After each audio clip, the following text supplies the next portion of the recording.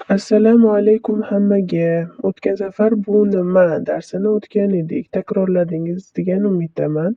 Bu nima? Ma hada? Bu kim? Man hada degani. Man hada? Bu kim? Man kim degani. Man hada? Bu shifokor. Arab tilida shifokor tobibun bo'ladi. Tobibun. Hada tobibun.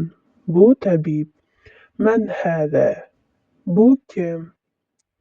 Bola. Valadun degani arabchada. Buni yodlab chiqasizlar. Hada valadun. Sizlarga eslatib o'tmoqchiman, noaniqlik belgisi arab tilida un. Agar aniq bo'lsa, al qo'yiladi oldiga. Man hada? Talaba.